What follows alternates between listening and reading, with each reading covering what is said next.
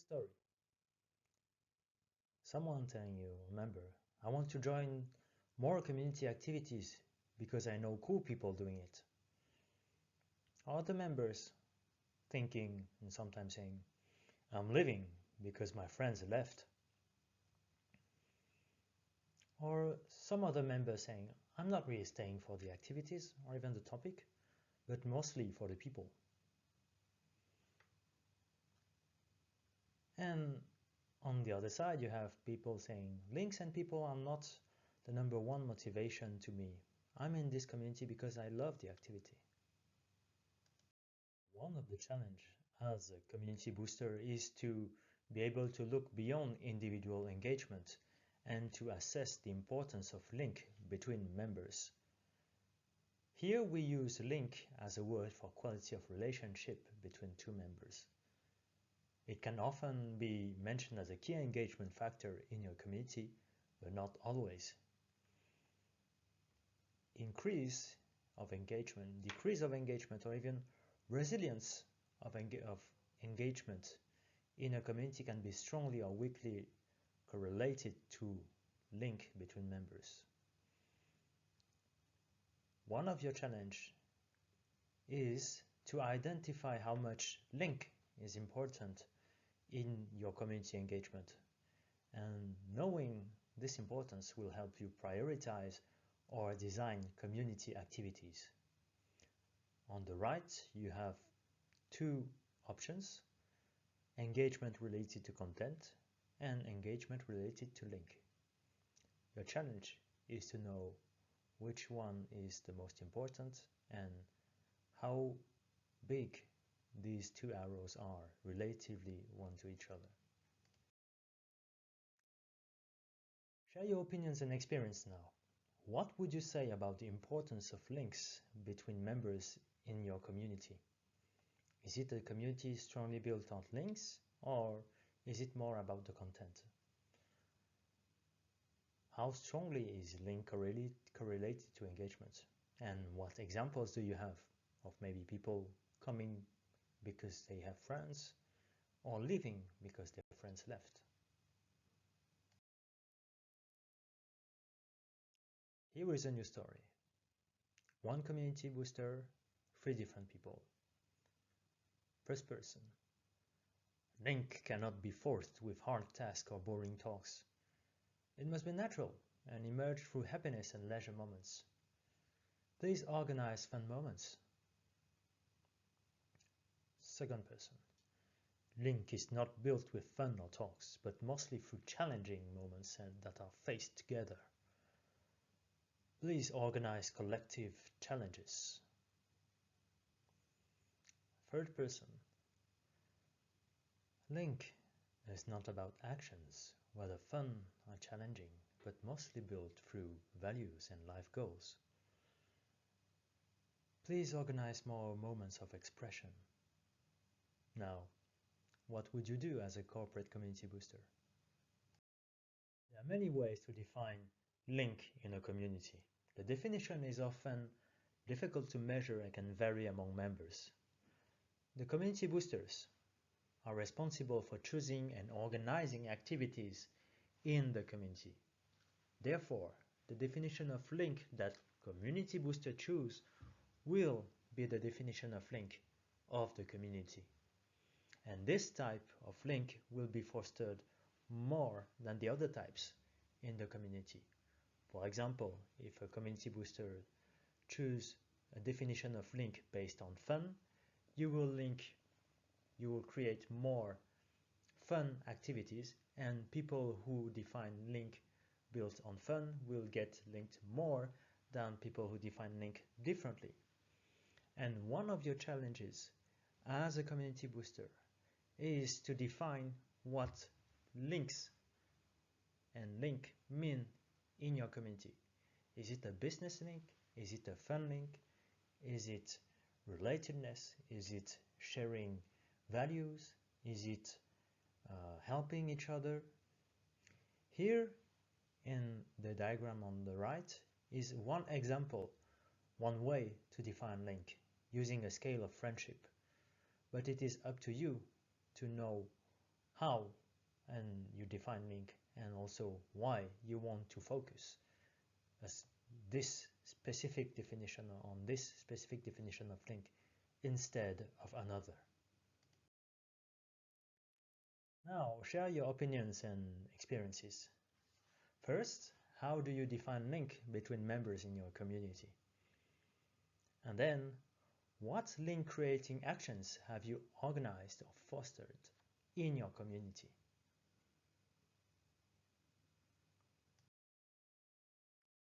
New story. Members are divided and the community is scattering. You must do something. Another member. So how's the community building up? Any clues on the tightness of the collective? Another member. I'm glad about what has been achieved by the community. We are really linked all together. You must feel proud. You must feel proud, don't you? And you, as a corporate community booster, not knowing what the measure of link is. Your challenge as a corporate community booster is to measure link, because it's not enough to define and to know how important it is at one point. You have to measure. The problem is that gathering data about link can be challenging because you have lots of difficulties. For example, declarative bias. If I'm saying I'm related to 5 people and I'm linked to 5 people, is it really true for them? It's difficult to frame questions and measurement procedure about link. And sometimes it's difficult to gather and interpret weak signals. Maybe your community is going to collapse and you don't even know in terms of link. Also, when you don't look on the methodology side of measuring link, but on the tool side for measuring links, you can, for example, think of social network platforms indicators. For example, number of connections within the community per member. Or maybe you can measure link with the chat tools by trying to measure the frequency of discussion or the diversity of chatters and their average involvement, or how deep the discussion go. You can count events, maybe the number of times an average member meets the same people in the event. You can have polls with the declarative bias that we talked before. And sometimes it's just being here in the community and having a feeling of what link level can be. Opinions and experiences. Do you measure link in your community? Why? And how? And what are your difficulties? What indicators have you used? New story. We have more and more people in the community, which is good. We look like we have more capacity, but people don't get as much involved as before. New challenge for community boosters is to understand how link, numbers, and engagement work together, or not. The lower the number of members in a community, the higher the chances for members to be linked to each other through accumulated direct interactions. Meaning, the less people you are, the higher the chances for people to really know each other because they really met and really shared experiences together. The higher the number, the lower the average link to members. And if it's not compensated, you just are more diluted in the community.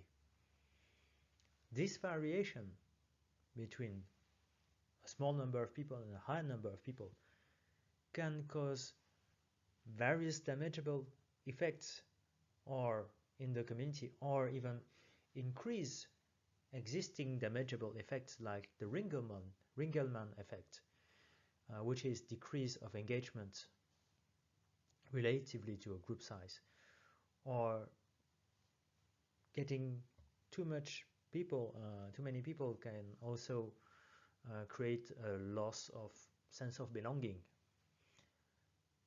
Here on the right you have a short drawing about the Ringelmann effect.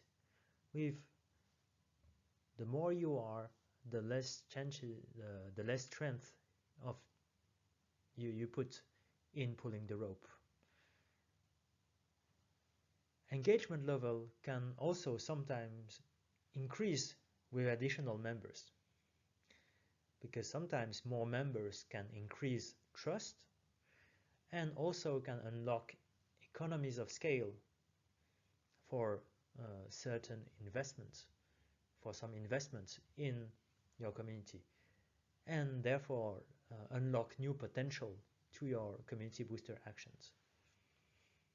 You can here read two articles on Wikipedia, which are the Dunbar number and the Ringelmann effect. Now share your opinions and experiences about linked numbers, engagement, and the relation with it, between all of it. So did you witness your community grow in numbers? And have you observed any effects of engagement when it grew in numbers? Did engagement increase or decrease or stay the same? And what strategies have you developed to compensate negative effects or to amplify positive effects of being more numerous? Your example story. The community used to feel like a family. Now it became impersonal. On top of that, some of my friends have left and I don't know anybody now and I'm less motivated than before.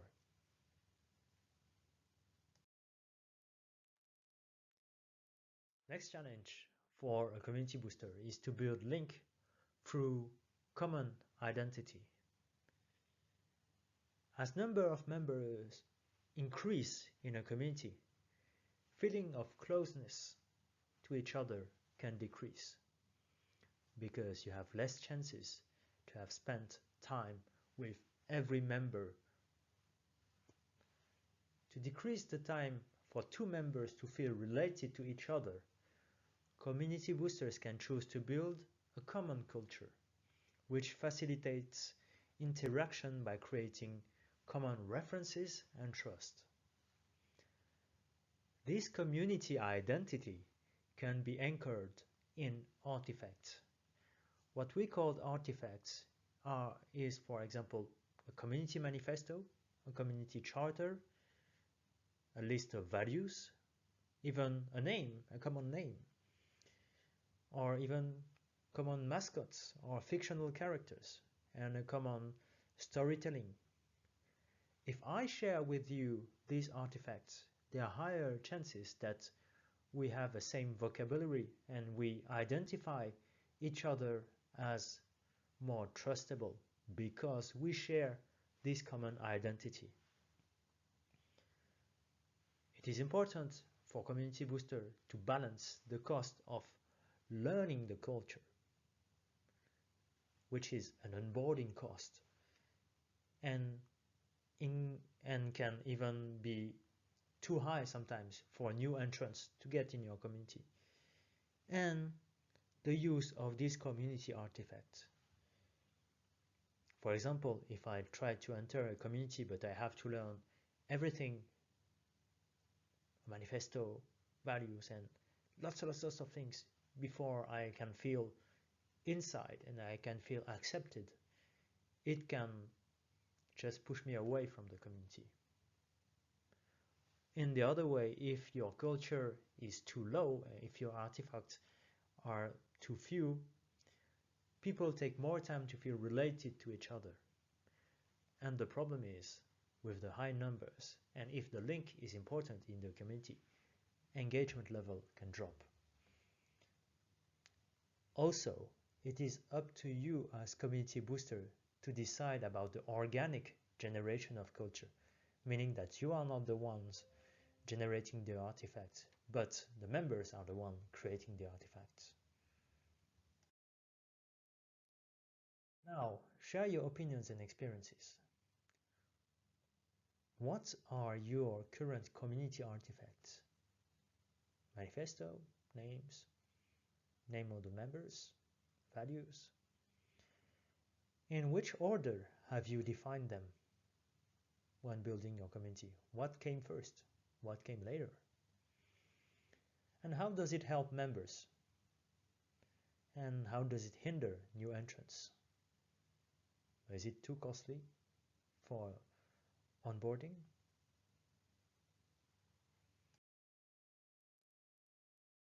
New story. All community links depend on me. Corporate community booster talking. I'm the only one keeping people together. New challenge for corporate community booster is to identify patterns in the link architecture. What does it mean? Link architecture is an overview of how links are distributed in a community. You can also think of your community as a graph. Link architecture evolves over time and can be represented with graphs with patterns. These patterns can also be used to define a target link architecture and then a link building strategy. Here are some example patterns that are quite classical in communities. You have the core and followers patterns. In core and followers pattern, you have a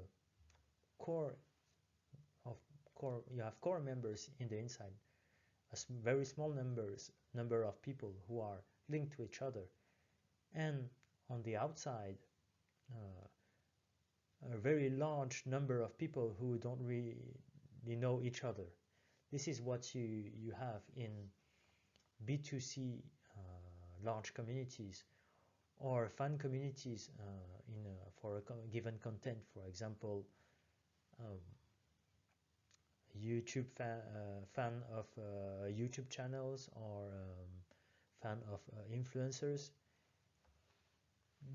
In these communities, members don't really know each other, but they are together in the community, and there is a core generating content. The pyramid pattern. The pyramid pattern is more like a pyramid. Is everyone is in a small group, and the small group has a local leader, and you don't know anyone beyond your small group. And the local leader is himself or herself part of another small group. And in the end, it resembles a pyramid. This is the pattern you can find sometimes in large companies, and it can provide strong local link with also the comfort of small units and a broader sense of belonging with this architecture. The fabric pattern is a third example here. In the fabric pattern, members are all linked to each other, are linked to other members in local small groups. Sorry for a mistake.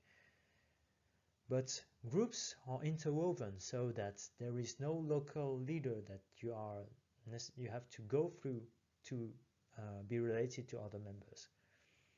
So no one in the fabric pattern can really prevent access to other members. And this pattern is what you can usually find in business networks.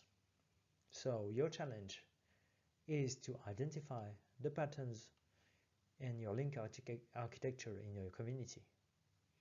Also to define a target. So, what is the current pattern of links in your community? Is it close to any of the three example models? Core and followers, pyramid, fabric? Do you have a target link architecture? What is it and why? Example story. I must stay connected with too many people at the same time. I cannot handle it anymore. New challenge for corporate community boosters is to know and identify the limits of links for individuals, especially individuals who are important in your architecture. Any individual has a limited capacity to handle a high number of relationships, no matter how high the limit can specifically be to this person. When you know too many people and when you have to maintain relationships with too many people in a given community,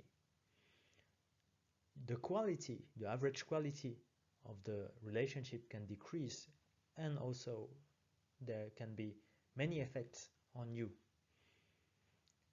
In the green comfort zone, when you have not many relationships, it's easier for you to take time to respond to messages thoroughly, to have informal moments with other members, to listen to them with all your energy, with empathy.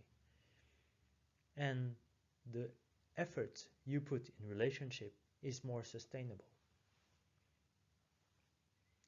When you get more contacts and relationships and link, what can happen is that you spend less time in responses, in messaging, and your responses are shorter and less personal and less content rich.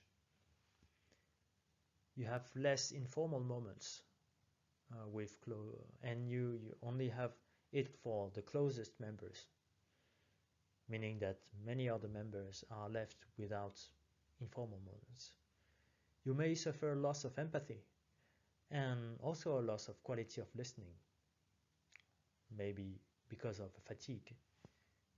You may make efforts, but it may be unsustainable on the long run. And after that, and this is something that can happen to corporate community boosters that have a really high growing community, is like the explosion of the number of links make you make mistakes, blunders, or even worse in messaging responses. You end up having only formal moments with other members. Even you lose some ability to empathize because of the number. And you have the link fatigue. You're really tired of maintaining these relationships. So when you target a specific pattern and when you know the importance of link in your community, and it is very important for you as a community booster or for your members, it is important to know what is the limit of links and to feel when the limits are reached, so that you can respond with other strategies like splitting groups or trying to find new community boosters. Now, share your opinions and experiences. Have you ever reached your own limits of link? Meaning, have you ever been from the green level to the orange level, or even to the red level? And what happened then? How did you manage the situation? Example story. It is simple. Togetherness goes up at every yearly celebration, like Christmas, Valentine's Day, or summer, and goes down in between. One of the key challenges when thinking about link or managing link as a corporate community booster is to identify link dynamics, meaning identify what influences link positively or negatively. It might be recurring events, external, like national holidays or festivals, or maybe internal recurring events like community birthday or community ritual. Sometimes it can be events happening once, like a call for help. After a call for help, link is stronger. Or sometimes it can be a conflict that split and gives not really likable atmosphere in your community. It also depends on the link culture in your community. Is the average member closer to 10 as average number of links or to 1? What is the tendency to link to other members? And sometimes key members' activities like parties, clubs, or inside activities on your community can build link without you to control. Your task as a corporate community booster is to identify the link dynamics, or at least to outline some key factors. When mastering these key factors, it will be way easier for you to build, foster, and develop more links. Now, share your opinions and experiences. On top of your strategy and community boosting actions, what factors influence the links in your community? External events, internal events, link culture, key member activities. And how did you adjust your strategy to these factors? Example story. Now all the power is mine as a corporate community booster. At one point, this is how you can feel after you remaster the job. And one of the biggest challenges and the most important challenge, even more important than all the others, I would say, is to embrace the community booster ethics. Because with massive power and growing power over your community attention, with power over what you define as important values and power over events or over content, with all these powers come responsibilities. And community boosting ethics can involve many personal and collective topics, including privacy concerns, conflicts of interest, boundaries between personal and professional links, free will, and the use of engagement mechanics, the dangers of group thinking,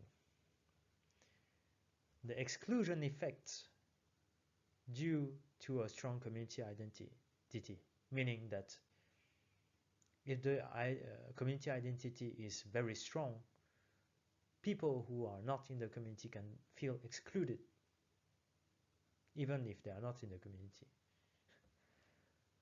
These questions of community booster ethics should be studied and considered by every community booster, from trainees to experts. Now, share your opinions and experiences. As a corporate community booster, what ethical topics are the most important to you? What actions do you do at your level as a community booster about these topics?